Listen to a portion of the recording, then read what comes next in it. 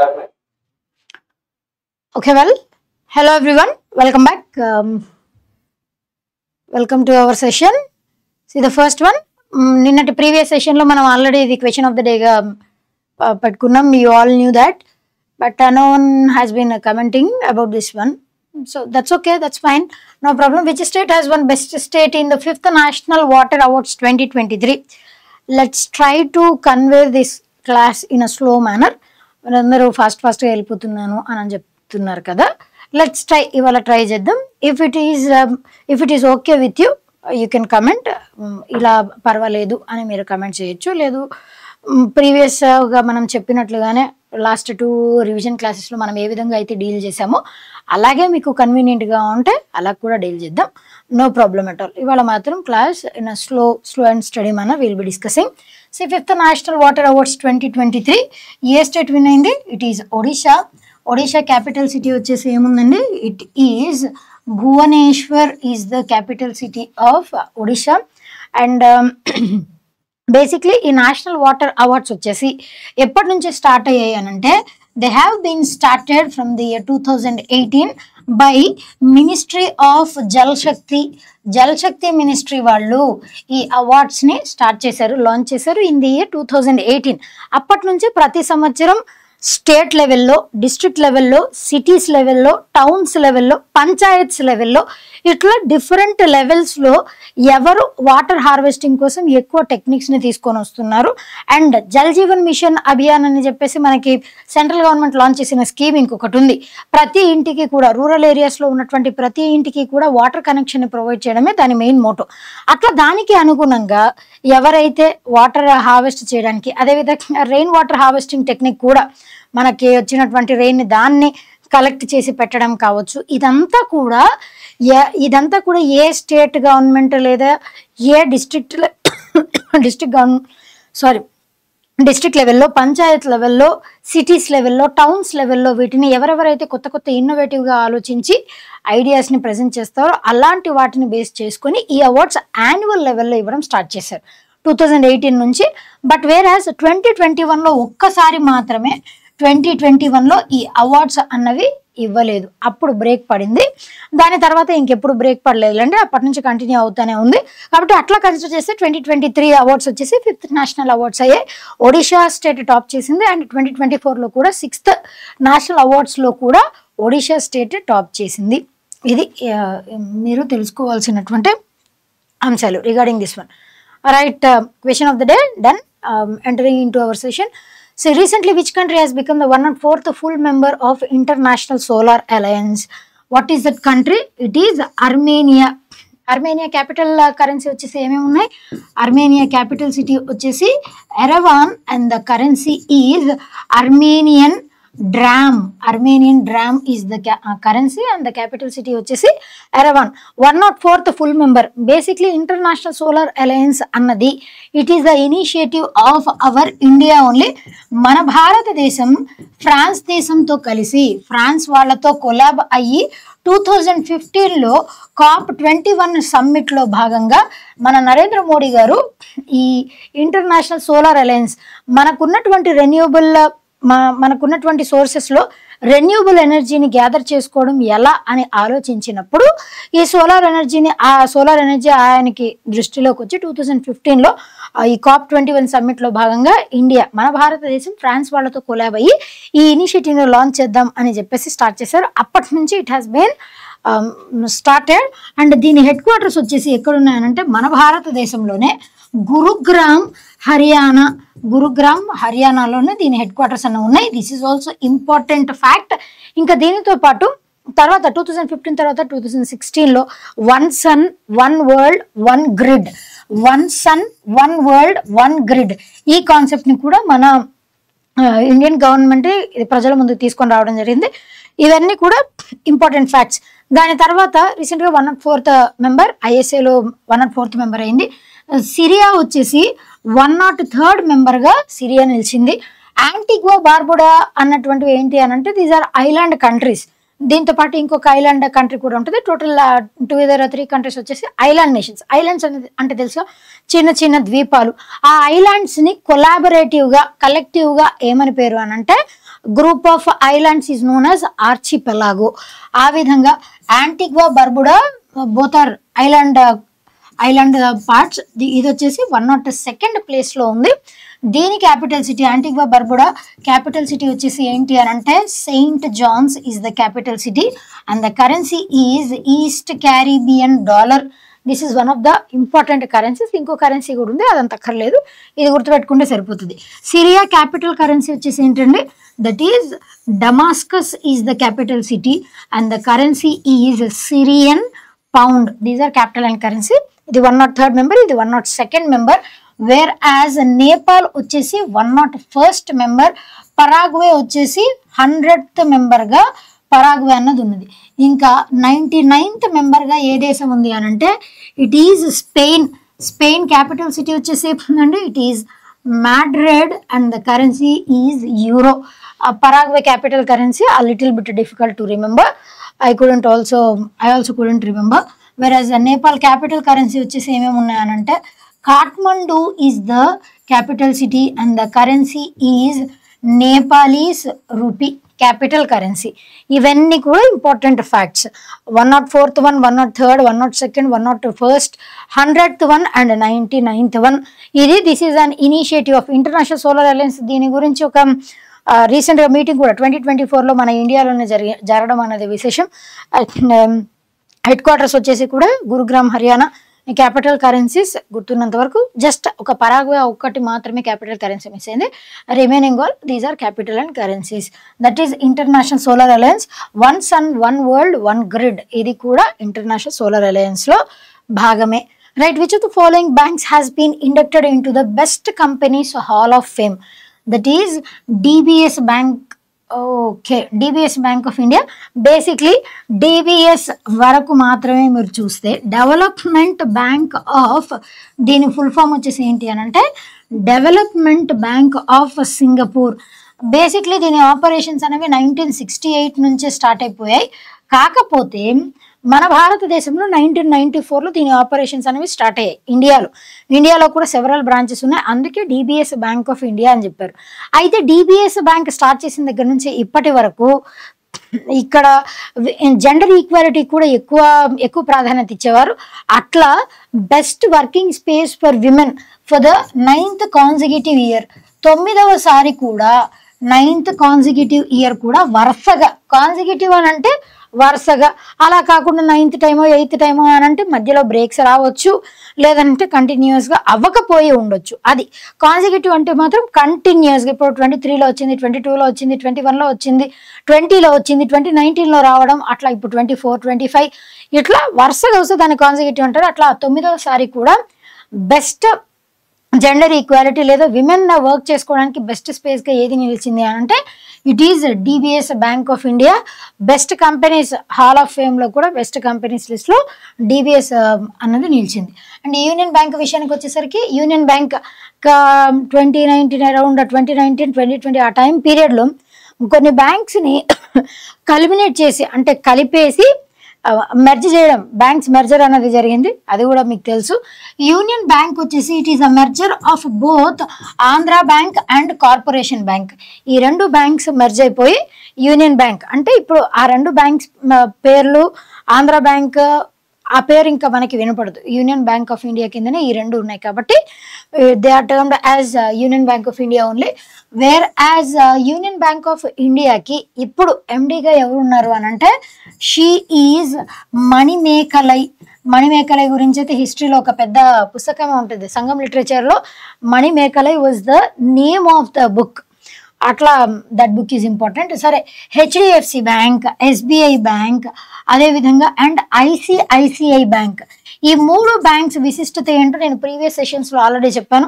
SBI bank, HDFC bank, ICICI bank, ఈ మూడు బ్యాంక్స్ని మన RBI సిస్టమికల్లీ అంటే డొమెస్టిక్ లెవెల్లో సిస్టమికల్లీ డెవలప్మెంట్ బ్యాంక్స్ లేదా ఇంపార్టెంట్ బ్యాంక్స్గా ఈ మూడు బ్యాంక్స్ని RBI గుర్తించింది అని చెప్పుకున్నాం మనం. SBI బ్యాంక్, వెరాజ్ HDFC bank and ICICI bank. Bank of Baroda దీని హెడ్ క్వార్టర్స్ వచ్చేసి ఎక్కడ ఉన్నాయి? వడోదరా, గుజరాత్లో దీని హెడ్ క్వార్టర్స్ అన్నవి ఉన్నాయి. అండ్ ఇక్కడ DBS బ్యాంక్లో Rajat Varma or Rajat Sharma some person, ఈయన నెక్స్ట్ మనకి డిబిఎస్ బ్యాంక్కి సిఇఓగా అపాయింట్ అవ్వనున్నారు, ఇంకా అవ్వలేదు. He'll take charge as CEO of DBS bank very shortly. అట్లా ఈ ఎస్బీఐ బ్యాంక్ వచ్చేసి, ఎస్బీఐ బ్యాంక్ ఓల్డ్ నేమ్ ఏంటండి, that is imperial bank is the old name of SBI. దీన్ని ఏ ఇయర్లో రీనేమ్ చేశారు ఎస్బీఐగా అని అంటే 1955లో నేషనలైజ్ చేయడం అండ్ రీనేమ్ చేయడం కూడా రెండు ఒకటేసారి జరిగాయి. That is SBI imperial bank in the year 1955. These are all important current affairs regarding several other banks also. Right, next one, which state has recently approved a 35% reservation for women in all state government recruitments? It is Madhya Pradesh. Madhya Pradesh capital city వచ్చేసి ఏముంది, it is Bhopal. Madhya Pradesh కి chief minister ఎవరున్నారండి, Mohan Singh Yadav. ఈయన మధ్యప్రదేశ్ కి chief minister ఉన్నారు. Is important in this case. అయితే actually 35% reservation ప్లేస్లో ఇది వరకు ఎంత పర్సెంటేజ్ రిజర్వేషన్ ఉండేది అని అంటే 33% రిజర్వేషన్ ఉండేది. ఈ 33% నుంచి 35%కి రిజర్వేషన్ని పెంచారు. సో దట్ స్టేట్ లెవెల్లో జరిగేటువంటి state public service commission recruitments అవ్వచ్చు, పోలీస్ సర్వీసెస్ అవ్వచ్చు, ఇంకా వేరే అదర్ స్టేట్ లెవెల్ సర్వీసెస్ ఏ ఉన్నా కూడా వాటిల్లో మహిళలకి ఖచ్చితంగా 35% రిజర్వేషన్ వాళ్ళకి ఇవ్వాలి అన్న ఉద్దేశంతోనే దీన్ని ఇంట్రడ్యూస్ చేశారు. అండ్ మనకి నారీ శక్తి వందన్ అధినియం, నారీ శక్తి వందన్ అధినియం, ఈ బిల్ వచ్చేసి 2023లో ఈ బిల్లుని ఇంట్రడ్యూస్ చేశారు అండ్ సక్సెస్ఫుల్గా ఈ బిల్ని కూడా పాస్ చేశారు. నారీ శక్తి వందన్ అధినియం. దీని ప్రకారం లోక్సభలో, అదేవిధంగా లోక్సభతో పాటు లెజిస్లేటివ్ అసెంబ్లీలో అండ్ లోక్సభలో ఈ రెండిట్లో కూడా నారీ శక్తి మహిళలకి 33% రిజర్వేషన్ కల్పించాలి అన్న దాని గురించి. అంటే ఈ వందన అధినియం తీసుకుని రావడానికి ఇది వరకు కూడా చాలాసార్లు ట్రై చేశారు, బట్ రీసెంట్గా 33% వీళ్ళకి కూడా నమోదైంది. ఇది ఎప్పటి వరకు, ఎన్ని ఇయర్స్ వరకు వ్యాలిడ్ ఉంటుంది అని అంటే ఇది next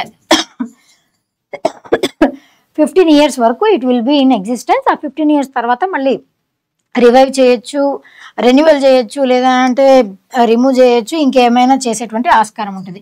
Nari Shakti Van Dhan Adhiniyam and అట్లా 35% రిజర్వేషన్ ఇచ్చినటువంటి స్టేట్ గవర్నమెంట్ ఏదనంటే మధ్యప్రదేశ్.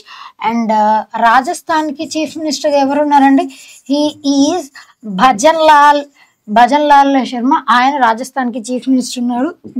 దీని క్యాపిటల్ సిటీ వచ్చేసి ఏంటి, రాజస్థాన్ క్యాపిటల్ సిటీ జైపూర్. జైపూర్కి ఉన్నటువంటి ఇంకొక పేరేంటి, Jaipur is also known as pink city. That is the Nick name of Jaipur. ఎందుకు అని అంటే అక్కడ ఉన్నటువంటి మెజారిటీ గవర్నమెంట్ బిల్డింగ్స్, మిగతా మేజర్ బిల్డింగ్స్ అన్ని కూడా పింక్ కలర్లో పెయింట్ చేసి ఉంటాయి కాబట్టి Jaipur is also known as pink city. వెరాజ్ ఒడిషా వచ్చేసి ఇట్ ఈజ్ భువనేశ్వర్. ఇందాకే మనం చెప్పుకున్నాం ఒడిషా భువనేశ్వర్. అండ్ దీనికి చీఫ్ మినిస్టర్ ఎవరున్నారు అంటే మోహన్ చరణ్ మఝీ ఒడిషాకి చీఫ్ మినిస్టర్ ఉన్నారు. ఫస్ట్ దాంట్లో చెప్పుకున్నాం, బట్ సీఎం గురించి డిస్కస్ చేయలేదు. ఓకే, ఉత్తరప్రదేశ్ చీఫ్ మినిస్టర్ వచ్చేసి ఎవరున్నారు, Yogi Adityanath was serving as the chief minister of Uttar Pradesh. Uttar Pradesh capital city వచ్చేసి ఏముందండి, it is Lucknow is the capital city. And రీసెంట్గా కుంభమేళాలో కూడా 3 రకాలు ఉంటాయి, అర్ధ కుంభమేళా, మహాకుంభమేళా అని చెప్పేసి 3 types of melas and 4 different ప్లేసెస్లో వీటిని కండక్ట్ చేస్తారు. Not only at Uttar Pradesh but also at ఉత్తరప్రదేశ్తో పాటు మధ్యప్రదేశ్లో, అదేవిధంగా ఉత్తరాఖండ్లో, ఇంకొక మహారాష్ట్రలో, ఈ 4 ప్లేసెస్లో ఈ కుంభమేళా యాక్టివిటీస్ జరుగుతుంటాయి. మహాకుంభమేళా వచ్చేసి 144 yearsకి ఒకసారి దాన్ని జరుపుతూ ఉంటారు. అది ఆల్రెడీ స్టార్ట్ అయిపోయింది ఉత్తరప్రదేశ్లో సెవరల్ అదర్ ప్లేసెస్లో. వేరాజ్ కుంభమేళా వచ్చేసి 12 yearsకి ఒకసారి, అర్ధ కుంభమేళా వచ్చేసి 6 yearsకి ఒకసారి, ఇట్లా ఇవన్నీ కండక్ట్ చేస్తూనే ఉంటారు. బట్ దాంట్లో స్టాంపిడ్ వల్ల ఎక్కువ మంది చనిపోవడం అండ్ పొల్యూషన్, వాటర్ పొల్యూట్ అవ్వడం, పొల్యూషన్ వల్ల దానికి గురైన వాళ్ళు చాలామంది. మనం ఏవైతే మన ఓల్డ్ సిన్స్ అన్ని పోతాయి అని అనుకొని మనం ఇవన్నీ చేస్తామో అవి పక్కన పెడితే మనకి కొత్త కొత్త ఈ యాక్టివిటీస్ అంటే తొక్కిసలాటలో చనిపోవడం ఇలాంటి కేసెస్ ఎక్కువగా చూస్తాం. ఈవెన్ రీసెంట్గా కూడా తొక్కిసలాటలో కొంతమంది చనిపోయారని న్యూస్లో మీరందరూ చూసే ఉంటారు. అట్లా తొక్కిసలాటలో వాటర్ పొల్యూషన్ గురై చాలా మందికి ఇబ్బందులు వస్తూ ఉంటాయి. ఇవన్నీ కూడా దీస్ ఆర్ డ్రాబ్యాక్స్ బిహైండ్ ఈ కుంభమేళాస్. బట్ ఓకే, ఒక్కొక్కరి బిలీఫ్ ఒక్కొక్కలాగా ఉంటుంది కాబట్టి we have no comments upon it. Right, Jharkhand capital city వచ్చేసి ఏంటి అని అంటే it is Ranchi is the capital city of Jharkhand. దీని చీఫ్ మినిస్టర్ వచ్చేసి ఎవరున్నారు? He is Hemant Soren was the chief minister of Jharkhand. ఇవి important facts. Right, next one. Which of the following central bank is the second largest custodian of gold in the world following New York Federal Reserve? It is Bank of England. Bank of England. ఇది కాకుండా అంటే first ప్లేస్లో ఏది అని అంటే it is New York federal reserve number 1 పొజిషన్లో ఉంది. And second ప్లేస్లో బ్యాంక్ ఆఫ్ ఇంగ్లాండ్ అన్నది ఉండడం విశేషం. అంటే ఎట్లా అంటే ఇక్కడ custodian of gold it is nothing but వేరే దేశాల వాళ్ళు అంటే వాళ్ళ దేశ ఇప్పుడు సే ఫర్ ఎగ్జాంపుల్ ఆర్బీఐ తీసుకున్నాం అనుకోండి. మన భారతదేశంలో వేరే కమర్షియల్ బ్యాంక్స్ ఆర్బీఐ దగ్గర క్యాష్ రిజర్వ్ రేషియో అని స్టాట్యుటరీ లిక్విడిటీ రేషియో అని చెప్పేసి ఇట్లా మనం రిజర్వ్స్ రూపంలో కొంత అమౌంట్ని అంటే అది గోల్డ్ రూపంలో అవ్వచ్చు, బాండ్స్ రూపంలో అవ్వచ్చు, అండ్ క్యాష్ రూపంలో అవ్వచ్చు, కొంత అమౌంట్ని పక్కన పెడతాం. అంటే ఆర్బీఐ వాల్ట్లో దాచిపెడతాయి వేరే కమర్షియల్ బ్యాంక్స్ అన్నీ కూడా. అవన్నీ ఎందుకు అని అంటే ఎప్పుడన్నా మనకి ఆ బ్యాంక్ దివాలా తీసే పరిస్థితి వచ్చినా అలాంటి టైంలో యూజ్ అవుతుందని అండ్ ఇన్ఫ్లేషన్ని కంట్రోల్ చేయడానికి వీటన్నిటికీ ఆర్బీఐ ఆ పర్సెంటేజ్ మెన్షన్ చేస్తూ ఉంటుంది. అలాగే ప్రతి దేశంలో కూడా వాళ్ళ గైడ్ లైన్స్కి తగ్గట్టుగా వాళ్ళ ఫెడరల్ బ్యాంక్ గైడ్ లైన్స్కి తగ్గట్టుగా ఇవన్నీ జరుగుతూనే ఉంటాయి. అయితే వేరే దేశాల వాళ్ళు కూడా ఆ బ్యాంకులో స్పెసిఫిక్గా వేరే దేశాల వాళ్ళు ఇప్పుడు మన ఇండియన్స్లో కొంతమంది బాగా ఎక్కువ వెల్త్ ఉన్నటువంటి వాళ్ళు స్విస్ బ్యాంక్లో వాళ్ళ అకౌంట్ ఓపెన్ చేసుకొని దాంట్లో సేవ్ చేసుకోవడం ఆ వాల్ట్లో పెట్టుకోవడం ఇవన్నీ కూడా జరుగుతూనే ఉన్నాయి. దానితో పాటుగా ఈ గోల్డ్ రిజర్వ్స్ని కూడా మన భారతదేశంలో ఉన్నటువంటి ఆర్బీఐ సెంట్రల్ బ్యాంక్ అయినటువంటి ఆర్బీఐ కూడా ఈ బ్యాంక్ ఆఫ్ ఇంగ్లాండ్లో న్యూయార్క్ ఫెడరల్ రిజర్వ్స్లో దాచిపెట్టుకుంటూనే ఉంది ఇప్పటికీ కూడా. రీసెంట్గా ధన్తెరస్ అప్పుడు కూడా ఆర్బీఐ కొన్ని టన్స్ ఆఫ్ గోల్డ్ని బ్యాంక్ ఆఫ్ ఇంగ్లాండ్ ఆ రిజర్వ్స్కి ట్రాన్స్ఫర్ చేసి పెట్టింది. సో దట్ ఎప్పుడైనా అంటే ఈజీలీ కన్వర్టబుల్ కదా ఈ గోల్డ్ కానీ లిక్విడ్ క్యాష్ కానివ్వండి ఇవన్నీ. అండ్ మోర్ ఓవర్ ఆ గోల్డ్ కాయిన్స్ లాగా అంటే బార్స్ లాగా ఉంటాయి కదా, గోల్డ్ బార్స్ అని అంటాం. గోల్డ్ అంటే మళ్ళీ మీరు ఆ నగలు ఈ నగలు మళ్ళీ చెవులీలు మెళ్ళోవి ఇయర్ రింగ్స్ ఇవన్నీ దాచిపెట్టుకోవచ్చు అండి, అలా కాదు. గోల్డ్ రిజర్వ్స్ అని అంటే మళ్ళీ ఇక్కడ జస్ట్ గోల్డ్ బార్స్ రూపంలో మాత్రమే రిజర్వ్ చేసుకుంటారు. మరి ఏంటంటే ఒకవేళ కష్టకాలం వస్తే ఆ బ్యాంక్ ఆ గోల్డ్ రిజర్వ్స్ని వాడుకుంటుందా అంటే ఆ బ్యాంకు వాడుకోదు. ఏ బ్యాంకు కూడా ఆ గోల్డ్ రిజర్వ్స్ని యాజ్ ఇట్ ఈజ్ అంటే అట్లానే ఉంచుతారు, వాటిని కన్వర్ట్ చేయడం ఇట్లాంటివి ఏమి ఉండదు. ఎప్పుడైతే మనం వాటిని వెనక్కి తీసుకుంటామో అప్పుడు క్యాష్ రూపంలో మార్చుకోవడం వాడుకోవడం ఇలాంటివన్నీ జరుగుతుంటాయి. అంతేకాని ఆ గోల్డ్ బార్స్ని కరిగించడం వేరే వస్తువుల్లాగా తయారు చేయడం ఇలాంటివి ఏమి ఉండవు. జస్ట్ గోల్డ్ బార్స్ రూపంలో సేవ్ చేసుకుంటారు. దాట్ ఈజ్ అది ఎక్కడ అంటే బ్యాంక్ ఆఫ్ ఇంగ్లాండ్. ఫస్ట్ ప్లేస్లో అయితే న్యూయార్క్ ఫెడరల్ రిజర్వ్ ఉంది. ఇప్పుడు బ్యాంక్ ఆఫ్ ఇంగ్లాండ్లో కూడా మన ఆర్బీఐ ఇంకా వేరే దేశాలకు సంబంధించినటువంటి బ్యాంక్స్ అన్ని కూడా దాంట్లో స్టోర్ చేసుకుంటూనే ఉన్నాయి. This is the news. Right, next one. The Supreme Court has issued guidelines with the aim of completely eliminating child marriages by 2030. In which state? What is that state? ఏ స్టేట్లో దీన్ని introduce చేశారు? It is at ఛత్తీస్గఢ్లో దీన్ని introduce చేశారు.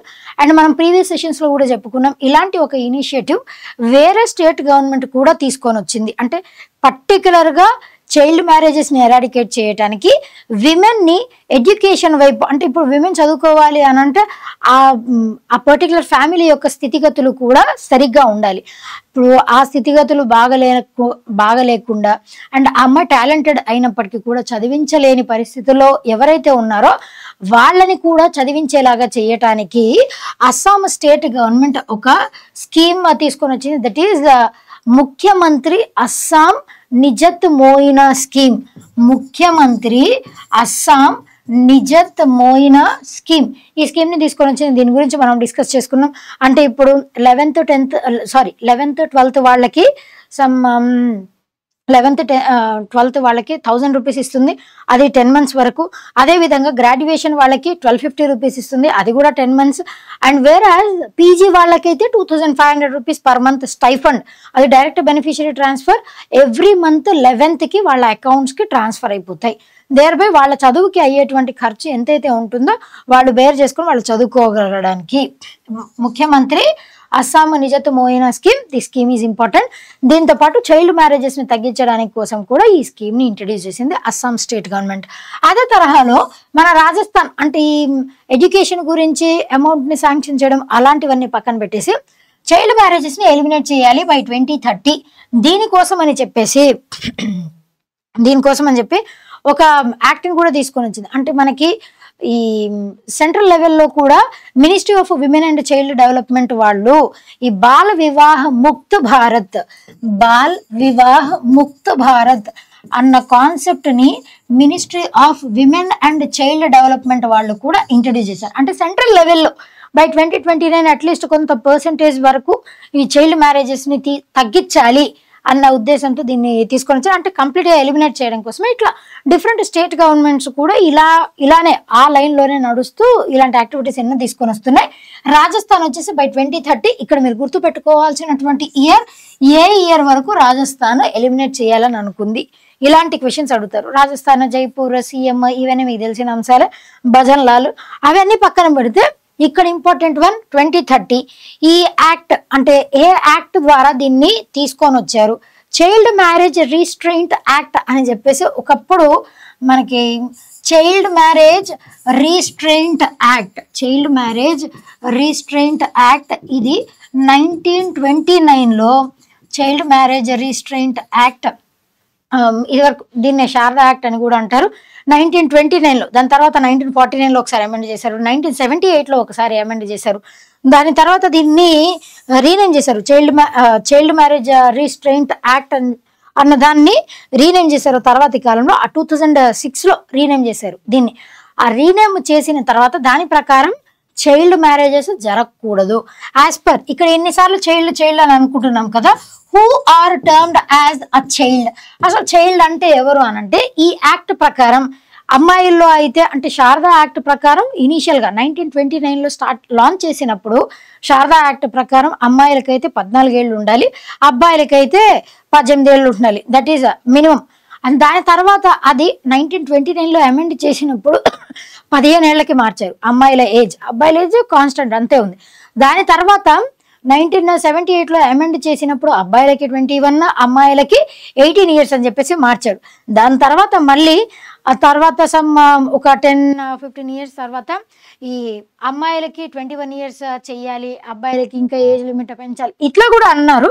But అది ఇంకా work out అవ్వలేదు. ఇప్పటికైతే గర్ల్స్ అయితే 18 years కంప్లీట్ అయ్యి ఉండాలి, బాయ్స్ అయితే వాళ్ళకి 21 years కంప్లీట్ అవ్వాలి. అప్పుడు మాత్రమే they are considered as majors గా అని ఎప్పుడు చెప్తామనంటే అమ్మాయి వయసు 18 ఏళ్ళు, అబ్బాయి వయసు 21 సంవత్సరాలు దాటేస్తే అప్పుడు వాళ్ళని మేజర్స్ అంటాం. They are eligible for marriage. అలా కాకుండా దానికంటే ముందే వివాహం చేశారనుకోండి, that is termed as child marriages అని చెప్పేసి అంటాం. అట్లా ఆ చైల్డ్ మ్యారేజెస్ని ఎరాడికేట్ చేయడానికి రాజస్థాన్ స్టేట్ గవర్నమెంట్ ఈ ఇనిషియేటివ్ లాంచ్ చేసింది. అస్సాం అయితే మనం ఆల్రెడీ చెప్పుకున్నాం, అస్సాం ముఖ్యమంత్రి అస్సాం నిజత్ మోయినా స్కీమ్ దీన్ని తీసుకొని వచ్చింది. అండ్ బీహార్ స్టేట్ గవర్నమెంట్ వచ్చేసి రీసెంట్గా బీహార్లో ఒక ఇంపార్టెంట్ ఫెమిలియర్ పర్సనాలిటీ ఉన్నారు. ఎవరు అని అంటే షీ ఈజ్ శారద అన్నటువంటి ఒక మహిళ. ఈవిడ she's a folk singer. Sharada she is a folk singer. ఈవిడికి ఏమని పేరు అంటే బీహార్ యొక్క నైటింగేల్ ఆఫ్ బీహార్ లేదా బీహార్స్ కోకిల అని ఈవిడికే పేరు. Nightingale of Bihar are Bihar's కోకిల అని ఈవిడికే పేరు. అంటే జనరల్గా మనకి గ్లోబల్ లెవెల్లో అయితే నైటింగేల్ ఆఫ్ ఇండియా అని సరోజినీ నాయుడు గారిని అంటాం. బట్ వేరేస్ బీహార్లో శారదా గారిని ఇట్లా నైటింగేల్ ఆఫ్ బీహార్ అని చెప్పేసి అని అంటాం. రీసెంట్గా ఈవిడ చనిపోయారు. She has died or passed away.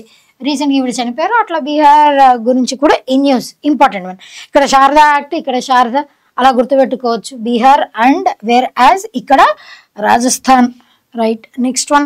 What is the rank of India in the Climate Change Performance Index 2025? మన భారతదేశం యొక్క ర్యాంక్ ఎంత అని అంటే అవుట్ ఆఫ్ 60 కంట్రీస్ 10వ స్థానంలో ఉంది. ఈ CCPIని 3 ఇంటర్నేషనల్ ఆర్గనైజేషన్స్ ఉంటాయి. అవన్నీ కూడా Germany based international organisations, German watch అని చెప్పేసి, ఇంకా ఇట్లా క్లైమేట్ రిలేటెడ్ ఇంకో 2 ఇంటర్నేషనల్ ఆర్గనైజేషన్స్ ఉన్నాయి. అన్నీ కూడా జర్మనీని బేస్ చేసుకునే ఉన్నాయి. బాన్ జర్మనీ దాన్ని బేస్ చేసుకొని, బర్లిన్ జర్మనీని బేస్ చేసుకొని అట్లా కొన్ని 3 సంస్థలు ఉన్నాయి. ఆ 3 సంస్థలు ఈ క్లైమేట్ చేంజ్ పర్ఫార్మెన్స్ ఇండెక్స్లో కొన్ని పారామీటర్స్ ఉంటాయి. ఆ పారామీటర్స్లో కూడా ఎడ్యుకేషన్ని కన్సిడర్ చేస్తారు. ఆ స్టేట్లో, ఆ పర్టికులర్ కంట్రీలో ఉన్నటువంటి ట్రాన్స్పరెన్సీని, ఎకానమీని, వీటన్నిటిని కూడా అంటే క్లైమేట్ ఫ్యాక్టర్స్తో పాటు వీటన్నిటిని కూడా క్యాలిక్యులేట్ చేసి దానికి అనుగుణంగా ఈ ర్యాంకింగ్స్ అనేవి ఇస్తారు. అట్లా చూస్తే మన ఇండియా 10th పొజిషన్లో ఉంది. అయితే టాప్ 1, 2, 3 పొజిషన్స్లో ఎవరున్నారు అని అంటే నో వన్. 1, 2, 3 పొజిషన్స్లో ఎవ్వరు లేరు. 1, 2, 3 పొజిషన్స్ వర్ లెఫ్ట్ వేకెంట్. ఎందుకు అనంటే క్లైమేట్లో బెస్ట్గా పర్ఫామ్ చేసినటువంటి దేశాలు ఏమి లేవు కాబట్టి 1, 2, 3 positions were left vacant. Whereas a 4th పొజిషన్లో మనకి ఒక దేశం ఉంది. That was the top country. దీంట్లో టాప్ చేసినటువంటి దేశం ఏది అని అంటే it is Denmark. It has topped. Denmark capital city వచ్చేసి ఏంటండి, it is Copenhagen and the currency is Danish krone. These are capital and currencies. ఇదే టాప్ పొజిషన్లో ఏది ఉంది అని అంటే 4th ప్లేస్లో ఉన్నటువంటి డెన్మార్కే. మీకు ఎగ్జామినేషన్లో టాప్ పొజిషన్లో ఉన్నటువంటి డెన్మార్క్ ఎన్నో స్థానంలో ఉంది ఇలా కూడా అడగొచ్చు CCPI గురించి. మన ఇండియా ర్యాంకింగ్ అంటే గుర్తుపెట్టుకుంటాం 10th పొజిషన్. అవుట్ ఆఫ్ ఎన్ని కంట్రీస్, ఇది కూడా ఇంపార్టెంట్ క్వశ్చనే. అవుట్ ఆఫ్ 60 కంట్రీస్ మన India stood at 10th place. దీని గురించి చూడండి. By think tanks German watch అన్నటువంటిది ఒక సంస్థ. జర్మన్ వాచ్తో పాటు జర్మన్ వాచ్తో పాటు మనకి ఇంకా జర్మన్ వాచ్ అన్నటువంటి సంస్థ, వేరే సంస్థలు కూడా ఉన్నాయి. They have released and first 3 places have been kept empty. Already నేను చెప్పాను. డెన్మార్క్ వచ్చేసి లీడింగ్ పొజిషన్లో ఉంది. డెన్మార్క్ తర్వాత Netherlands and UK 5th, 6th ప్లేస్లో నెదర్లాండ్స్ ఉంది. Netherlands and UK. Netherlands capital city వచ్చేసి ఏంటండి, Amsterdam and the currency is dollar. These are capital and currency. China, US. China rank వచ్చేసి 55th పొజిషన్లో ఉంది. US ర్యాంక్ వచ్చేసి 57th పొజిషన్లో ఉంది. ఇంకా లోయెస్ట్ పొజిషన్లో, లీస్ట్ పొజిషన్లో ఉన్న దేశాలు ఎన్ని అనంటే ఏవేవి అనంటే ఇరాన్ 67th పొజిషన్. ఇంకా అదే the worst. Iran, Tehran, Iranian real capital currencies. And Saudi Arabia 66th one, UAE, Russia 64th. ఇవన్నీ కూడా క్లైమేట్ పర్ఫార్మింగ్ ఇండెక్స్లో వర్స్ట్ ప్లేస్లో ఉన్నాయని చెప్పుకోవచ్చు. Right. Next one. Which country has won the women's Asian hockey champions trophy 2024? ఏ దేశం గెలిచింది? It is of course మన ఇండియానే. ఎవరిని డిఫీట్ చేసి గెలిచింది అని అంటే చైనాని డిఫీట్ చేసి గెలిచింది. ఈ ఛాంపియన్షిప్స్ కూడా ఎక్కడ జరిగాయి అని అంటే హాకీ ఛాంపియన్షిప్స్ హర్యానాలోనే జరిగాయి. అట్ హర్యానా. మన ఇండియాలో ఇప్పటి వరకు జరిగినటువంటి ఎడిషన్స్లో మన భారతదేశం ఈ ట్రోఫీని గెలిచి టోటల్గా ఎన్ని ట్రోఫీస్ మన ఇండియా గెలిచింది అని అంటే 3 ట్రోఫీస్. ఇది వరకు ఇన్ని నెంబర్ ఆఫ్ ట్రోఫీస్ గెలిచి లీడింగ్ పొజిషన్లో ఉన్నటువంటి దేశం ఏది అని అంటే ఇట్ ఈజ్ సౌత్ కొరియా. అంటే ఇప్పుడు మన భారతదేశం సౌత్ కొరియాకి ఈక్వల్ అయింది అని చెప్పొచ్చు. 2nd పొజిషన్లో చైనా ఉంది. థర్డ్ ప్లేస్లో జపాన్ ఉంది. ఎవరిని డిఫీట్ చేసింది జపాన్ అని అంటే మలేషియాని డిఫీట్ చేసి 3rd పొజిషన్లో ఉంది. అండ్ రీసెంట్గా నిన్నటి న్యూస్లో కూడా మనం చూసాం, ఖోఖో ఛాంపియన్షిప్స్లో మన భారతదేశానికి బోత్ మెన్స్ టీమ్కి వచ్చింది, విమెన్స్ టీమ్కి కూడా ఖోఖో ఛాంపియన్షిప్స్లో మన భారతదేశానికి మెడల్ రావడం అన్నది చాలా హర్షించదగ్గ విషయం. ఇవన్నీ కూడా ఇంపార్టెంట్ ఫ్యాక్ట్స్. సౌత్ కొరియాకి క్యాపిటల్ సిటీ సియోల్, ఓన్, ఇవన్నీ చెప్పాం. చైనా క్యాపిటల్ కరెన్సీ అయితే తెలుసు. జపాన్ టోక్యో అండ్ మలేషియా ఇది కూడా మీకు తెలుసు. కాబట్టి ఇవన్నీ all these are important. Asian hockey champions trophy మన భారతదేశం ఈ ట్రోఫీని గెలవడం దిస్ ఈస్ 3rd టైం. అట్లా గెలిచి మన భారతదేశం సౌత్ కొరియా గెలిచిన ట్రోఫీస్కి ఈక్వల్ అయ్యింది. Right. Recently who among the following has made history by becoming the first ever winner from Denmark at 73rd Miss Universe 2024 beauty pageant? It is Victoria Kjaer Theilvig. ఈవిడ వచ్చేసి Mexico దేశానికి చెందిన women. Mexican city, ఈ దేశానికి చెందినటువంటి women. Sorry she ఈ event వచ్చేసి ఎక్కడ జరిగింది అని అంటే బ్యూటీ పెజెంట్స్ మెక్సికోలో జరిగాయి. But she is from Denmark. Capital currency మనం ఆల్రెడీ డిస్కస్ చేసుకున్నాం. Victoria Kjaer Theilvig. And second పొజిషన్లో ఎవరున్నారు? See here titles. Sheynnis Palacios, ఈవిడ వచ్చేసి 2023 last year Miss Universe 72nd Miss Universe title వచ్చేసి ఈవిడ గెలిచారు, షెనిసా పాలోషియస్. అండ్ రియా సింగా కూడా ఒక టైటిల్ని గెలుచుకున్నారు. She is from India. Rhea Singha especially she is from Gujarat, Rajasthan, Jaipur రాజస్థాన్లో జరిగినటువంటి మిస్ యూనివర్స్ ఇండియా ఛాంపియన్షిప్స్ దాంట్లో రియా సింగా వచ్చేసి మిస్ యూనివర్స్ ఇండియా. మీరు జాగ్రత్తగా అబ్జర్వ్ చేయండి, ఎగ్జామినేషన్లో కూడా మిస్ యూనివర్స్ ఇండియా అన్నారా, జస్ట్ మిస్ యూనివర్స్ అన్నారా, దాన్ని బేస్ చేసుకొని ఆప్షన్స్లో కూడా సేమ్ ఇలాగే. ఎగ్జామ్లో కూడా మీకు ఈవిడ ఈ ఆప్షన్ రెండు ఉంటాయి. మనం రియా సింగా అని చదువుకున్నాం, మిస్ యూనివర్స్ అన్నదే గుర్తుంటుంది మనకి ఎగ్జామినేషన్లో. ఇండియా అన్న జస్ట్ మిస్ యూనివర్స్, ఇది గుర్తుండక మనం కన్ఫ్యూజ్ అవుతాం. అయితే తర్వాత ఈవిడ మిస్ యూనివర్స్ ఇండియా టైటిల్ని గెలిచాక ఈ మెక్సికోలో జరిగినటువంటి ఛాంపియన్షిప్స్లో మన భారతదేశాన్ని రిప్రజెంట్ చేస్తూ వెళ్ళారు ఈవిడ రియా సింగ్. బట్ టాప్ 12 పొజిషన్స్లో కూడా ఆవిడ లేకపోవడం అనేది కొంచెం బాధాకరమైన విషయం. But it's okay, miss universe India title అయితే ఈవిడ గెలుచుకున్నారు. అండ్ చిదిమ్మ అదెస్తిన, ఈవిడ వచ్చేసి సెకండ్ ప్లేస్లో ఈవిడ నిలిచారు. Second place Shivangi Desai. These 2 persons are also important. And Shivangi Desai, ఈవిడ వచ్చేసి శివంగి దేశాయ్ ఈవిడ సెకండ్ ప్లేస్లో ఉంది. వేరాజ్ శివంగి దేశాయ్ వచ్చేసి Miss Charm title. Shivangi Desai she has won Miss Charm 2024 title. ఇవి కూడా ఇంటర్నేషనల్ లెవెల్లో జరిగేటువంటి ఛాంపియన్షిప్స్, బ్యూటీ పెజెంట్స్. దాంట్లో Shivangi Desai she is from India Miss Charm టైటిల్ని ఈవిడ గెలుచుకున్నారు. ఇవి important facts. Right, next one. Who has won the Booker prize for fiction with Orbital అనేటువంటి పుస్తకానికి బుకర్ ప్రైజ్ ఎవరు గెలిచారు అని అంటే షీ ఈజ్ సమాంతా హార్వే, ఈవిడ గెలుచుకున్నారు. ఆర్బిటల్ అనేటువంటి పుస్తకం ఈవిడికి రాయాలన్న థాట్ ఎలా వచ్చింది అని అంటే 2019 కోవిడ్ లాక్డౌన్ పీరియడ్ అప్పుడు అసలు మన భారతదేశానికి అంటే అందరం మనం ఇళ్లలోనే ఉండడం అండ్ ఏం చేయాలి అంటే ఏమేమి కొత్త విషయాలు ఇట్లా కొంతమందికి కొన్ని ఐడియాస్ జర్మినేట్ అయ్యాయి. ఈవిడ కూడా ఆలోచించి మన ఇండియాకి అండ్ స్పేస్లో తిరిగే వాళ్ళకి వీళ్ళకి ఉన్నటువంటి సంబంధం ఏంటి, స్పేస్లోకి వెళ్ళిన వాళ్ళ పరిస్థితి ఎలా ఉంటుంది అని చెప్పి వాళ్ళ ఇంటర్వ్యూస్ కొన్ని చూసి వాళ్ళని కొన్ని ఇంటర్వ్యూస్ చేసి అట్లా ఆర్బిటల్ అన్నటువంటి పుస్తకాన్ని ఈవిడ రచించారు, సమాంతా హార్వే. దానికి కాను రీసెంట్గా బుకర్ ప్రైజ్ అంటే ఫిక్షన్ కేటగిరీలో బుకర్ ప్రైజ్ వచ్చింది. అంటే కొంచెం కల్పితం, కొంచెం రియాలిటీ ఆ రెండింటిని మిక్స్ చేస్తూ. ఫిక్షన్ అంటే ఏంటి? కల్పితం, that is literal meaning of fiction. అది సమాంతా హార్వే గారికి వచ్చింది. అండ్ వేరేజ్ ఆర్బిటల్ ఆ పుస్తకం దేని గురించి అని ఇక్కడ మెన్షన్ చేశారు అంతే. అయితే మన ఇండియా నుంచి మొట్టమొదటి బుకర్ ప్రైజ్ని గెలుచుకున్నది ఎవరు? First Indian Booker prize winner వచ్చేసి ఎవరండి? Arundhati Roy. She has won the first Indian Booker prize. మొట్టమొదట భారతదేశం నుంచి బుకర్ ప్రైజ్ని గెలుచుకున్నటువంటి ఆవిడ ఎవరు అని అంటే she is Arundhati Roy.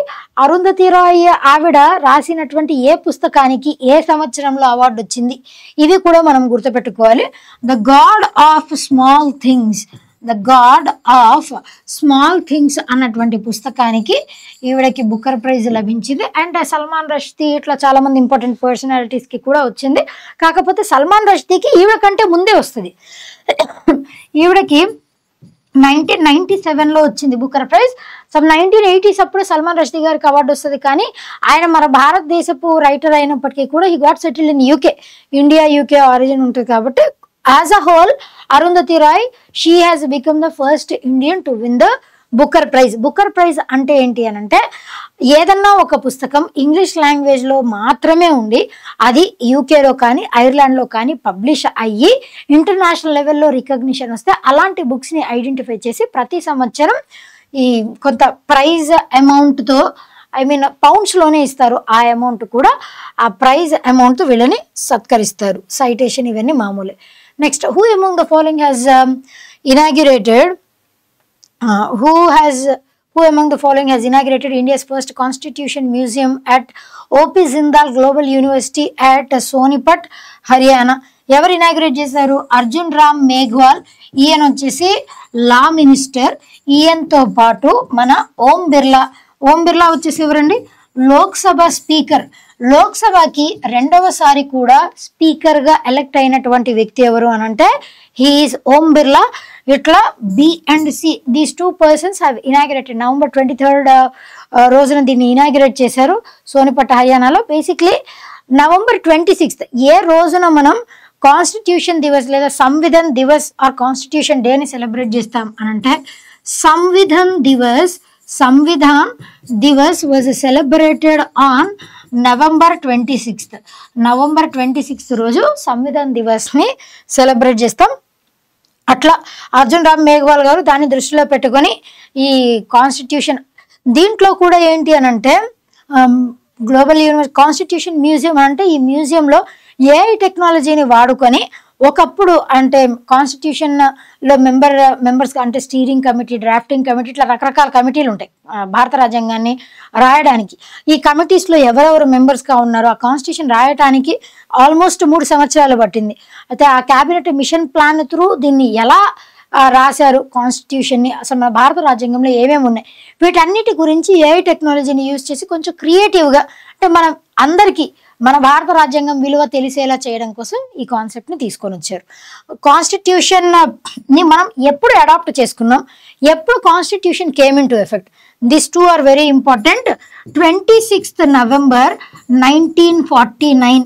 26th November 1949 Constitution was adopted by India, whereas 26th January 1950 Constitution came into effect. This is also important. మన భారత రాజ్యాంగాన్ని అడాప్ట్ చేసుకుందేమో 26th November, అందుకే it is celebrated as a Samvidhan Divas, whereas it came into effect on 26th January 1950. అందుకే ఆ రోజున పూర్ణ స్వరాజ్ వచ్చినట్టుగా అంటే కంప్లీట్ ఇండిపెండెన్స్. ఈవెన్ పూర్ణ స్వరాజ్ రెజల్యూషన్ కూడా 26th January నాడే మనకి మన 1939 ఆ టైం పీరియడ్లో ఐఎన్సీ సెషన్లో పూర్ణ స్వరాజ్ రెజల్యూషన్ కూడా తీసుకుంటారు. 26th January 1950 it came into effect అప్పటి నుంచి. అందుకే Republic Day is celebrated on that day. These are 2 important days and ఈ డేట్స్ కూడా గుర్తుపెట్టుకోవాలి. Samvidhan Divas is celebrated on November 26th. Om Birla రెండవసారి లోక్సభకి స్పీకర్గా ఎలెక్ట్ అయ్యారు యునానిమస్గా. Right, recently World Health Organization has reaffirmed that which will be continued as classified as a public health emergency of international concern. It is a monkeypox. దీనికే ఇంకొక పేరు monkeypox. mpox is nothing but monkeypox. ఇది animals నుంచి human బీయింగ్స్కి transmit అవుతుంది. అది కూడా transmit అయ్యాక body మీద ర్యాషెస్ రావడం, ఫీవర్ రావడం అండ్ ఫ్లూ లాంటివి ఉండడం ఇవన్నీ కూడా జరుగుతున్నాయి. అండ్ 2024 కంటే ముందు కూడా ఆఫ్రికన్ రీజియన్స్లో 2019 ఆ పీరియడ్లో ఆఫ్రికా రీజియన్స్లో ఈ మంకీపాక్స్ని అబ్జర్వ్ చేశారు. అండ్ లాస్ట్ ఇయర్ 2024లో some thousands of cases file అయ్యాయి అండ్ కొన్ని హండ్రెడ్స్ ఆఫ్ పీపుల్ ఈ వ్యాధి బారిన పడి చనిపోయారు. అందుకోసం అని చెప్పేసి వరల్డ్ హెల్త్ ఆర్గనైజేషన్ దీనిని PHEIC, దీంట్లో క్లేడ్స్ అనే 2 రకాలు ఉంటాయండి. క్లేడ్ 1, క్లేడ్ 2 అని 2 టైప్స్ ఉంటాయి. అంటే 2 స్ట్రెయిన్స్. ఇప్పుడు మనకి కోవిడ్లో డిఫరెంట్ స్ట్రెయిన్స్ ఎలాగైతే వచ్చి దాని ఎఫెక్ట్ అయిందో అలాగే ఇక్కడ మంకీ పాక్స్లో క్లేడ్ 1, క్లేడ్ 2 అని చెప్పి 2 రకాలు ఉంటాయి. ఇక్కడ క్లేడ్ 2లో ఒక కొత్త రకం రావడం వలన అది అట్లా స్ప్రెడ్ అవుతుంది. అందుకే WHO సీరియస్ మెజర్స్ తీసుకోవడానికి ఈ కేటగిరీ లాగా డెసిగ్నేట్ చేశారు. That is monkey pox. And rabies వచ్చేసి దేని వల్ల వస్తుంది? వైరస్ వల్ల, బ్యాక్టీరియా వల్ల, ఫంగై వల్ల, ప్రోటోజోవా వల్ల వస్తుందా అని అంటే ఇట్ ఈజ్ ర్యాబిడా వైరస్ వల్ల మనకి రేబిస్ వస్తుంది. అంటే ఆ వైరస్ ఎలా మనకి స్ప్రెడ్ అవుతుంది, మన బాడీలోకి ఇంజెక్ట్ అవుతుంది అని అంటే డాగ్స్ బైట్ చేయడం వల్ల ర్యాబిడా వైరస్ మనకి మన బాడీలోకి ఇంజెక్ట్ అవుతుంది. అండ్ అలా ఎఫెక్ట్ అయిన వాళ్ళకి ఉండేటువంటి ఒక ఫోబియా ఏంటి అని అంటే ఇట్ ఈజ్ హైడ్రోఫోబియా. వాళ్ళకు ఉండే ఫోబియానే హైడ్రోఫోబియా. అండ్ హెపటైటిస్ కూడా దేని వల్ల వస్తుంది అని అంటే వైరస్ వల్లే వస్తుంది. హెపటోమ్ అన్నటువంటి వైరస్ వల్ల. హెపటైటిస్లో టోటల్గా 5 రకాలు ఉన్నాయి. A, B, C, D and E. ఇవన్నీ కూడా హెపటైటిస్లో ఉన్నటువంటి రకాలు. Hepatitis ABCDEA, hepatitis B, hepatitis C మనం ఎక్కువగా ఈ వైరస్ గురించి ఎక్కువ మనం కేసెస్ చూస్తుంటాం. అండ్ ఇన్ఫ్లుయెన్జా కూడా మనకి దేని వల్ల వస్తుందండి? వైరస్ వల్ల. అంటే నథింగ్ బట్ ఫ్లూ, ఈ జలుబు దగ్గు ఇవన్నీ కూడా. ఇన్ఫ్లుయెన్జాలో కూడా మళ్ళీ రకరకాలు ఉంటాయి. That is also caused by virus. Dengue అన్నది ఏడిస్ మస్కిటో వల్ల మనకి డెంగ్యూ ఫీవర్ వస్తుంది. ఇవన్నీ ఇంపార్టెంట్. WHO హెడ్ క్వార్టర్స్ వచ్చేసి ఎక్కడ ఉన్నాయనంటే those are situated at Geneva, Switzerland. దీనికి డైరెక్టర్గా ఎవరున్నారంటే డాక్టర్ టెడ్రస్ అథోనామ్. ఈయన డైరెక్టర్ జనరల్గా సర్వ్ చేస్తున్నారు. హెడ్ క్వార్టర్స్ వచ్చేసి Geneva, Switzerland. World health day ఎప్పుడు సెలబ్రేట్ చేస్తారు అని అంటే it is celebrated on April 7th. ఇవన్నీ కూడా important facts. Right. Next one, who among the following has been appointed as the MD and CEO of multi commodity exchange? ఎవరిని appoint చేశారు రీసెంట్గా? It is ప్రవీణ రాయ్. ఈయన్ని appoint చేశారు. ఈయన ఎవరి ప్లేస్ని రీప్లేస్ చేస్తూ అనంటే పాదాల సుబ్బిరెడ్డి గారు ఈయన్ని రీప్లేస్ చేస్తూ మల్టీ కమోడిటీ ఎక్స్చేంజ్ అంటే కమోడిటీ అంటే ఒక నథింగ్ బట్ ఒక గూడ్. ఇక్కడ కమోడిటీ అంటే అది అగ్రికల్చర్ గూడ్ అవ్వచ్చు, లేదంటే మనం తీసుకునేటువంటి ఫుడ్ కమోడిటీ అవ్వచ్చు, లేదనంటే సమ్ కాఫీ, టీ, ఇట్లాంటి టెక్స్టైల్ గూడ్స్, ఇట్లాంటి కమోడిటీస్ ఏవైనా కూడా వాటి గురించి ట్రేడ్ యాక్టివిటీస్ చేయడానికి, అంటే ఇప్పుడు షేర్స్ మనం ఎలాగైతే కొనుక్కుంటున్నామో అలాగే డిఫరెంట్ కమోడిటీస్ని షేర్స్ రూపంలో కొనడానికి మల్టీ కమోడిటీ ఎక్స్చేంజ్ అనేది, దానికి MDగా ప్రవీణ రాయ్ గారిని అపాయింట్ చేశారు. అండ్ వేరే ఆప్షన్స్ చూద్దాం. పంకజ్ త్రిపాఠి గారు వచ్చేసి రీసెంట్గా ఒక మూవీ అవార్డ్స్ సెరమనీకి దానికి బ్రాండ్ అంబాసిడర్గా ఈయన్ని అపాయింట్ చేశారు, పంకజ్ త్రిపాఠి గారిని. And whereas Sanjay Murthy వచ్చేసి ఈయన రీసెంట్గా కాగ్గా ఈయన్ని అపాయింట్ చేశారు, Comptroller and Auditor General of India. కాగ్ని ఏ ఆర్టికల్ ద్వారా అపాయింట్ చేస్తారు అని అంటే యాజ్ పర్ ఆర్టికల్ 148. ఇదివరకు ఎవరున్నారు కాగ్గా అని అంటే గిరీష్ చంద్ర ముర్ము గారు ఇదివరకు కాగ్గా ఉన్నారు. ఆయన రీప్లేస్ చేస్తూ ఈయన అపాయింట్ చేశారు, Comptroller and Auditor General. Sanjay Murthy గారు సంజయ్ ఖన్నా పేరు వినుంటారు, సంజీవ్ ఖన్నా, సంజయ్ మల్హోత్రా. ఒకళ్ళేమో CJI చీఫ్ జస్టిస్ ఆఫ్ ఇండియాగా అపాయింట్ అయింది Sanjiv Khanna, 51st CJI. Whereas RBI గవర్నర్గా అపాయింట్ అయింది సంజయ్ మల్హోత్రా. రెండు కన్ఫ్యూజ్ అవుతారు అని అంటే ఈయన మూర్తి గారు కాగ్కి అపాయింట్ అయ్యారు, మల్హోత్రా గారు కొంచెం పాష్గా ఉన్నారు కాబట్టి RBIకి అపాయింట్ అయ్యారు. అట్లా గుర్తుపెట్టుకోండి, ఎలాగైనా it will work out. Right. Next one, Donald Trump has been elected as ఎన్నో ప్రెసిడెంట్గా ఎలెక్ట్ అయ్యారు? 47th ప్రెసిడెంట్గా ఎలెక్ట్ అయ్యారు. ఈయన వచ్చేసి he's from the party republic. ఎవరిని డిఫీట్ చేశారు డొనాల్డ్ ట్రంప్ గారు?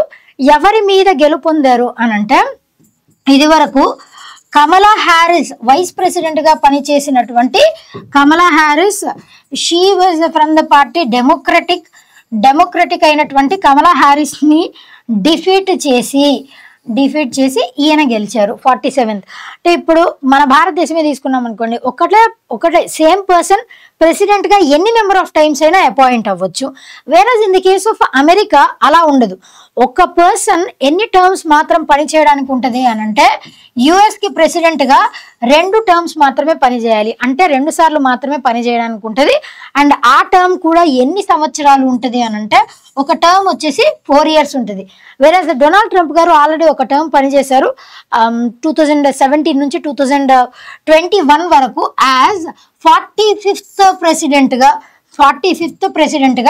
2017 నుంచి 2021 వరకు ఈయన పనిచేశారు. తర్వాత 46th ప్రెసిడెంట్గా ఎవరున్నారు అనంటే 46th ప్రెసిడెంట్గా జో బైడెన్ పనిచేశారు. జో బైడెన్ తర్వాత మరలా ఇప్పుడు సెకండ్ టర్మ్ కూడా డొనాల్డ్ ట్రంప్ గారు అపాయింట్ అయ్యారు. దాని తర్వాత ఎలక్షన్స్లో డొనాల్డ్ ట్రంప్ గారు పోటీ చేయడానికి ఉంటుందా అనంటే he's not eligible to contest for the elections of USA once again. ఎందుకనంటే వాళ్ళ లిమిటేషన్ వచ్చేసి జస్ట్ 2 terms మాత్రమే. మన ఇండియాలో అయితే సేమ్ పర్సన్ ప్రెసిడెంట్గా ఎన్నిసార్లు అయినా ఎలెక్ట్ అవ్వచ్చు. Which of the following cities has topped the list of world's top 100 city brands for the second consecutive year? It is A city అంటే దట్ ఈస్ లండన్ సిటీ. అంటే ఆ సిటీలో ఉండడానికి లివబిలిటీ ఎంత ఉంది, అదేవిధంగా అక్కడ ట్రాన్స్పోర్ట్ ఫెసిలిటీస్ ఎలా ఉన్నాయి, ఎడ్యుకేషన్ ఎలా ఉంది, ఇట్లా ఈ పారామీటర్స్ అన్నిటినీ కన్సిడర్ చేసుకొని వీటికి అంటే ఏ కంట్రీ టాప్ చేసింది అంటే ఏ సిటీ టాప్ చేసింది అని ర్యాంకింగ్స్ ఇస్తారు. వాటి గురించి ఒకసారి ఇక్కడ చూద్దాం. లండన్ టాప్ చేసింది, దాని తర్వాత సెకండ్ థర్డ్ ప్లేస్లో ఏమున్నాయనంటే న్యూయార్క్ అండ్ ప్యారిస్. ఇక్కడ చూస్తే న్యూయార్క్ వచ్చేసి సెకండ్ ప్లేస్లో ఉంది, లండన్ ఫస్ట్ ప్లేస్లో ఉంది, ప్యారిస్ థర్డ్ ప్లేస్లో ఉంది. దాని తర్వాత మన ఇండియా నుంచి కూడా కొన్ని సిటీస్ ఈ గ్లోబల్ సిటీ ఇండెక్స్లో మెంబర్స్గా న్యూఢిల్లీ వచ్చేసి 77th పొజిషన్లో ఉంది, Mumbai 78th, Bengaluru 97th. These are also important things, ఇవి గుర్తుపెట్టుకోండి, main important. Right, next one. Recently Sonu Sood has been appointed as brand ambassador of, దేనికి బ్రాండ్ అంబాసిడర్గా, ఏ దేశానికి అని అంటే థాయిలాండ్. క్యాపిటల్ కరెన్సీ వచ్చేసి ఏముంది, that is Bangkok and the currency is baht, Thailand baht. Sonu Sood గారు అనగానే మనకి అరుంధతి మూవీలో పశుపతి వదల బొమ్మలి అదే గుర్తొస్తుంది. బట్ 2019 కోవిడ్ పీరియడ్ అప్పుడు సోను సూద్ గారి మొత్తం అంటే ఐ మీన్ ఆయనకున్నటువంటి ఆ బ్రాండ్ ఏదైతే ఉందో ఆ పశుపతి అన్నటువంటి బ్రాండ్ కంప్లీట్గా చేంజ్ అయిపోయింది. ఆయన ఫిలాంథ్రోపిస్ట్ లాగా మారిపోయారు. అంటే ట్రాక్టర్స్ గ్రాంట్ చేయడం, అంటే ఏ రైతుకి ఏం కావాలో అవన్నీ కూడా దానం చేసినటువంటి వ్యక్తిగా ఆయన పాపులరైజ్ అయ్యారు. అట్లా he has become a philanthropist. దాని తర్వాత ఆ యాక్టివిటీస్ అన్నిటిని చూసి థాయిలాండ్ దేశం ఏం చేసింది అని అంటే, థాయిలాండ్ అంటేనే మేజర్గా టూరిజం, ఇంకా మూవీస్ పిక్చరైజ్ చేసుకోవడానికి బెస్ట్ టూరిస్ట్ స్పాట్ లాగా థాయిలాండ్ ఉంటుంది. దానికి అంబాసిడర్గా ఈయన అపాయింట్ చేశారు. వియత్నాం క్యాపిటల్ సిటీ ఏంటండి, Hanoi and the currency is Vietnamese dong. Sri Lanka అయితే ఆల్రెడీ నేను చెప్పాను, Colombo, Jayawardenepura Kotte and Sri Lankan rupee capital currency. Singapore అయితే చెప్పక్కర్లేదు, Singapore city itself is the capital and Singapore dollar is the currency. Bangladesh capital currency వచ్చేసి Bangladesh capital Dhaka and the currency is టకా. These are important. Right, next one. According to recent data more than 10 lakh seniors aged ఎంత అనంటే 70 and above. Basically ఇది వరకు 65 years వరకు మాత్రమే ఉండేది, ఇప్పుడు 70 to 75 ఆ ఏజ్ లిమిట్ పెంచే వరకు అందరూ కూడా ఇదేంటి ఆయుష్మాన్ భారత్ జన్ ఆరోగ్య యోజన, ఆయుష్మాన్ భారత్ జన్ ఆరోగ్య యోజన అన్నటువంటి ఈ కాన్సెప్ట్ ఎప్పుడు స్టార్ట్ అయింది అని అంటే, it was started in the year 2018 by ministry of health and family welfare. వాళ్ళు దీన్ని స్టార్ట్ చేశారు. 5 లక్షల రూపాయల వరకు ఎంత ఖర్చు అయినా కూడా సెంట్రల్ గవర్నమెంటే భరిస్తుంది. దట్ ఈజ్ ఆయుష్మాన్ భారత్ జన్ ఆరోగ్య యోజన ద్వారా 2018 ద్వారా దీన్ని ఇంట్రడ్యూస్ చేశారు. అయితే రీసెంట్గా ఆ ఏజ్ లిమిట్ని 70 to 75 చేసిన తర్వాత 10 lakh సీనియర్ సిటిజన్స్ వాళ్ళందరూ కూడా ఆ ఏజ్ గ్రూప్లో ఉన్న సీనియర్ సిటిజన్స్ అందరూ కూడా జన్ ఆరోగ్య యోజన వయా ఉందన్ ఆ పోర్టల్ ద్వారా రిజిస్టర్ అయితే వాళ్ళు అప్గ్రేడ్ అవుతారు. అట్లా 70 and above ఏజ్ గ్రూప్ వాళ్ళందరూ కూడా ఈ ఫెసిలిటీని అవైల్ చేసుకున్నారు. More than 10 lakh people. Ratan Tata a life, ఈ పుస్తకాన్ని రాసింది ఎవరు అని అంటే it was by Thomas Mathew. Ratan Tata గారు ఆల్రెడీ 2024లో చనిపోయారు. రతన్ టాటా గారు చనిపోయిన తర్వాత మహారాష్ట్రలో స్టేట్ స్కిల్ డెవలప్మెంట్ యూనివర్సిటీ, దానికి ఇది వరకు Maharashtra state skill development university అని పేరు ఉండేది. ఇప్పుడు Ratan Tata state skill development యూనివర్సిటీగా దాన్ని రీనేమ్ చేశారు. ఇది మాత్రమే కాదు, మహారాష్ట్రలో ఉద్యోగ రత్న అవార్డ్స్ ఇచ్చేవారు. ఇప్పుడు దానిని రతన్ టాటా ఉద్యోగరత్న అవార్డ్స్గా కూడా రీనేమ్ చేశారు రతన్ టాటా గారు చనిపోయిన తర్వాత. అండ్ ఆయన పుస్తకాన్ని థామస్ మాథ్యూ గారు రాశారు. అండ్ దానితో పాటు విలియం డాల్రింప్ ఆయన ఏం రాశారంటే గోల్డెన్ రోడ్ అన్న పుస్తకాన్ని రాశారు. బాబ్ వుడ్వర్డ్ వచ్చేసి వార్ అన్నటువంటి పుస్తకం, అమితావ్ కుమార్ వచ్చేసి my beloved life, doctor Deepa Malik వచ్చేసి బ్రింగ్ ఇట్ ఆన్, ఈ పుస్తకాలన్నింటినీ కూడా వీళ్ళు రాశారు. These are also somewhat might important అని చెప్పామంతే. Union cabinet has approved continuation of its flagship initiative that is Atal mission innovation and అంత బడ్జెట్ని అలోకేట్ చేసి ఎప్పటి వరకు దీన్ని కంటిన్యూ చేస్తా అని చెప్పింది అంటే March 31, 2028 వరకు దీన్ని ఇంకొక 3 సంవత్సరాలు కొనసాగిస్తాము ఇలాగే అని చెప్పింది. యాక్చువల్లీ అటల్ ఇన్నోవేషన్ మిషన్ వచ్చేసి it was started in the year 2016లో దీన్ని స్టార్ట్ చేశారు.